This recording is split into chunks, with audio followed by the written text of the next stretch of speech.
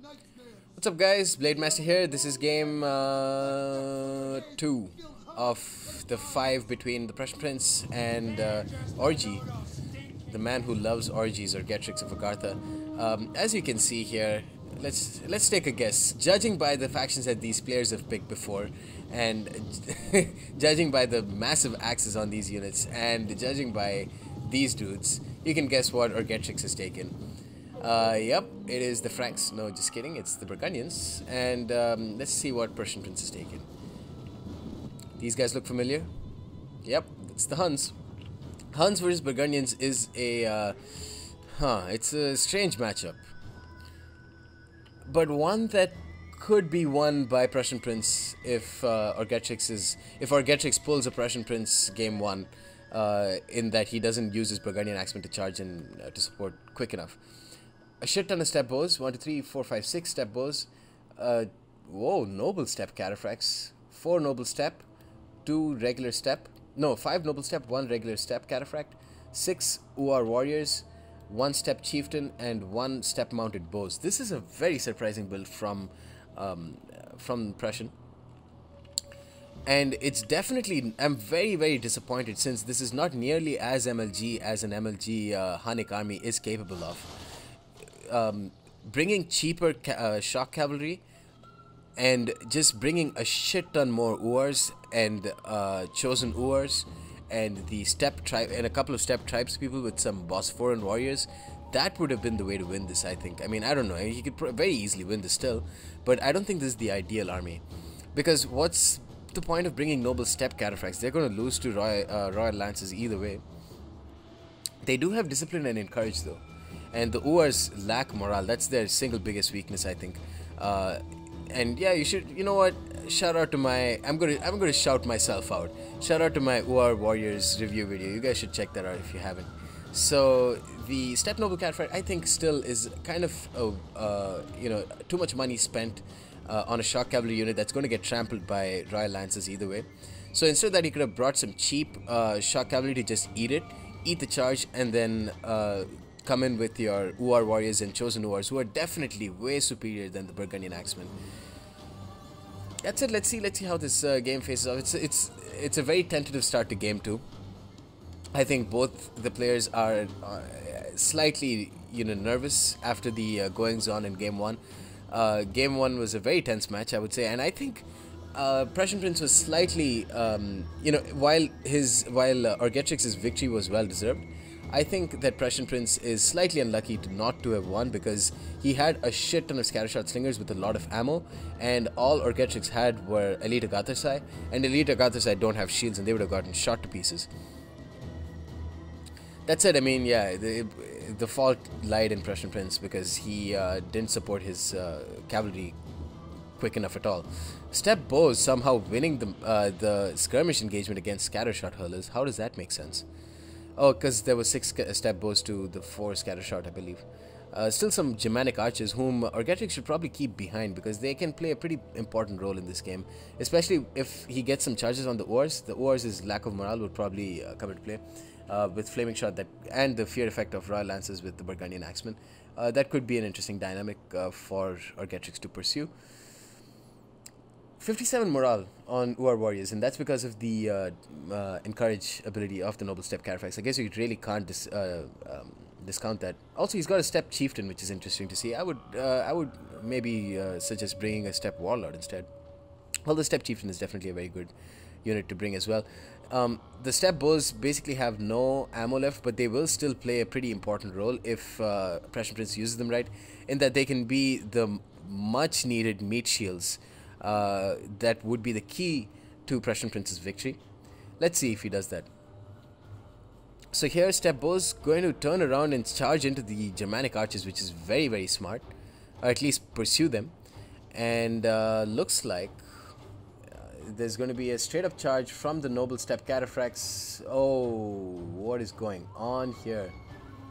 Pulling out with the Noble Step Cataphracts, decided not to engage at the last minute. The Germanic pikes are down to 62 units. This one step bow has been not wasted, but I mean, it could have been a bigger meat shield, or could have played a bigger role as a meat shield in this game. Still, that's still just a 100 talent unit that's come into play. You can see the nervousness in both the players in their false charges and their oh wow, the noble step Carfax definitely ate some pikes in that. So yeah, but I guess they didn't die, so it's all's well that ends well in terms of that charge. Oh god, the Royal Lancers, oh god, didn't get a proper charge of. Rip Noble Step. Noble Step are so dead. God, they've eaten it. But what is Argetrix doing? Why is he pulling out with his Royal Lancers? Why does he want Prussian Prince to win this game? He's taking so many casualties while pulling out. And at the end of the day, Prussian Prince actually came out the victor in that. He pulled them out because he wanted the Burgundian Axemen to come in. And there's an extra charge in from the Noble Step Cataphract. The Burgundian Axemen are definitely going to eat some of the residual impact of that charge. But they're still quicker to this battle than the Oars. The Oars do have rapid advance, which Prussian Prince should probably use. There's the step-mounted bows over there, which I would suggest you guys pay attention to. The Oar Warriors running away from the Royal Lancers. At the end of the day, the Royal Lancers didn't get a proper charge off, and I think that's in the end a victory for Prussian Prince. Here, Burgundian Axemen eating it to the Noble Step Cataphract. They're not going to last much longer, but they're still at 58 men. Here, the step bows, they don't have the crucial flaming shot. So that kind of sucks because they're out of ammo. Here, Noble Step Cataphracts wavering, but they've been pulled back effectively enough. And he's got 2 extra step Noble Cataphracts here. The step bows, being the nuisance that they are, but still the OR Warriors definitely took quite a big hit on that charge. But not nearly. Not nearly. That's the key point. Because, yeah, sure, they've taken a lot of damage, but imagine if the step bow wasn't there, the OR Warriors would have been dead. And now that there's extra OR Warriors, it definitely looks like Prussian Prince is going to win. How is this possible? But holy shit, okay, here the General Step Chieftain about to eat consecutive charges from Royal Lancers and the Burgundian General. And the OR Warriors are going to come in to support, but it's going to be very interesting to see that who will win, the amazing charge of Royal Lancers and Burgundian General, or the extreme deadliness of the OR Warriors in extended melee. Here, OR Warriors are going to waver to Burgundian Axemen, but the Burgundian Axemen are basically dead because there's an extra OR Warrior that's going to get a charge in. No, actually not, because both the ORs are very, very depleted. The Royal Lancers are dead. Noble Step Cataphracts have actually done quite decently. But again, yeah, actually now he has extra units left. This wouldn't have been the case if this wouldn't have been the case if anything other than Noble Step Cataphracts were brought by Prussian Prince. If he brought cheaper Lancers, they would have gotten slaughtered and none of them would have stayed alive. But in this case, the extra 7 or 8 units can play a crucial role, as I will illustrate here. 13 units of Noble Step Cataphracts. Let's take a look at how deadly their charge was. Yeah, there we go. Just like 7 or 8 Cataphract units destroy a Burgundian Axeman on their own. Here, the OR Warrior is going to get a charge in. This is another thing about Attila.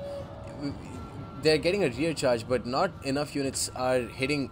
Not enough of the Royal Lancer units are hitting the OR Warriors at the same time. So their charge bonus is kind of diminished. The Step Chieftain is down to 27 units, the Royal Burgundian General is down to 30 units, but the OR Warrior support is going to be crucial there, and the extra Noble Step Cataphract support is going to be pretty crucial. The Royal Lancer here has to die if Prussian Prince wants to win this, but he's got this OR Warrior that's right next door, and that's going to be able to win this game, unless the Burgundian Axemen actually play. There's so much shit going on, you guys. Too dank for me.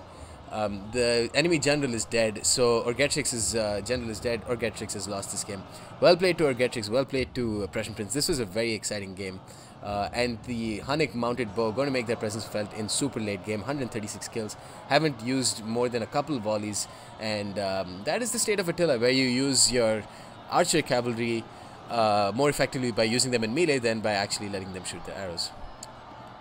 Cool story, bro. Here, Royal Lancers... done.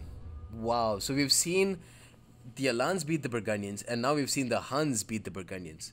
Isn't that crazy? And you thought that the Burgundians were OP. More like Franks are OP and everything else is shit. Let's take a look at the stats. The Noble Step Cataphracts, actually, some of them did very, very well. Surprisingly very well. The Step Cataphracts, as I expected, just ate shit and died. OR Warriors... very, very solid. Solid performance from the Prussian Prince here, using his infantry to support much better than the previous game.